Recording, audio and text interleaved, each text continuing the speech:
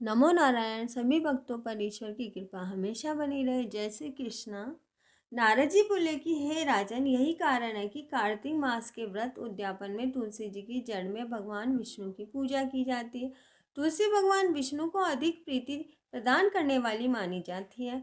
राजन, जिसके घर में तुलसी वन है वह तीर्थ के स्वरूप ही माना गया है, जहाँ पर यमराज के दूत कभी नहीं आते। तुलसी जी का पौधा सदैव सभी पापों का नाश करने वाला है तथा अभीष्ट कामनाओं को देने वाला है। जो श्रेष्ठ मनुष्य तुलसी जी का पौधा लगाते हैं वे यमराज भी नहीं आते हैं। नर्मदा का दर्शन, गंगा का स्नान, तुलसी का वन, सत्संग, ये तीनों एक समान कहे गए हैं। जो तुलसी जी की मंजरी से संयुक्त होकर प्राण त्याग करता है वह सैकड़ों पापों से युक्त ही क्यों ना हो जाए, फिर भी यमराज उसकी ओर कभी नहीं देखते हैं। तुलसी को छूने से कामिक, वाचिक, मानसिक आदि सभी पाप नष्ट हो जाते हैं। जो मनुष्य तुलसी दल से भगवान विष्णु का पूजन करता है वह पुण्य घर में नहीं आता है, अर्थात जन्म मरण के चक्कर से छूट जाता है। तुलसी दल में पुष्कर आदि समस्त तीर्थ, गंगा आदि नदियां, विष्णु प्रभृति आदि देवता निवास करते हैं। हे राजन, जो मनुष्य तुलसी की काष्ठ का चंदन लगाते हैं उन्हें सहज ही मुक्ति प्राप्त हो जाती है और उनके द्वारा किए गए सभी पाप शरीर को छू भी नहीं पाते हैं। जहाँ तुलसी जी के पौधे की छाया होती है वहीं पितरों की तृप्ति के लिए श्राद्ध करना चाहिए। जिसके मुख में, कान में, मस्तक पर तुलसी का पत्ता दिखाई देता है उसके ऊपर यमराज की दृष्टि नहीं पड़ती है। फिर दूतों की तो बात ही क्या कहना।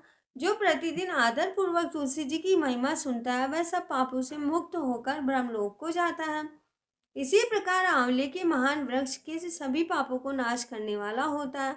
आंवले का वृक्ष भगवान विष्णु को काफी प्रिय है। उसके याद करने मात्र से ही गोदान का फल प्राप्त हो जाता है। जो मनुष्य कार्तिक में आंवले के वन में भगवान विष्णु की पूजा करता है, आंवले की छाया में भोजन करता है, उसके सभी पाप नष्ट हो जाते हैं।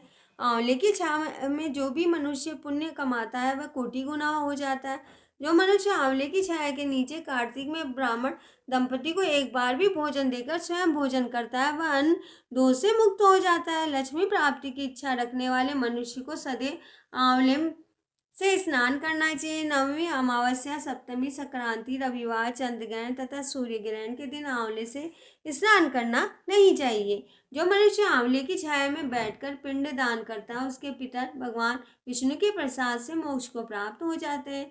जो मनुष्य आंवले के फल और तुलसी दल के पानी में मिलाकर स्नान करता है उसे गंगा स्नान का फल मिलता है। जो मनुष्य आंवले के पत्तों और फलों देवताओं का पूजन करता है उसे स्वर्ग, मणि और मोतियों द्वारा पूजन का फल प्राप्त होता है। जो कार्तिक मास में सूर्य तुला राशि में होता है तब सभी तीर्थ, ऋषि, देवता और सभी आंवले के वृक्ष में वास करते हैं। जो मनुष्य द्वादशी तिथि को तुलसी दल और कार्तिक में आंवले की छाया में बैठकर भोजन करता है उसके एक वर्ष तक के अंत संसार में उत्पन्न हुए सभी पाप नष्ट हो जाते हैं। जो मनुष्य कार्तिक में आंवले की जड़ में विष्णु जी का पूजन करता है उसे सभी क्षेत्रों में पूजन का फल प्राप्त होता है। आंवले और तुलसी की महत्ता का वर्णन करने से ब्रह्मा भी आदि सही नहीं रुक पाते हैं। इसीलिए सभी लोगों को तुलसी जी की जन्म कथा सुनने से मनुष्य अपने वंश सहित सभी की भक्ति को प्राप्त होता है। जय श्री कृष्ण।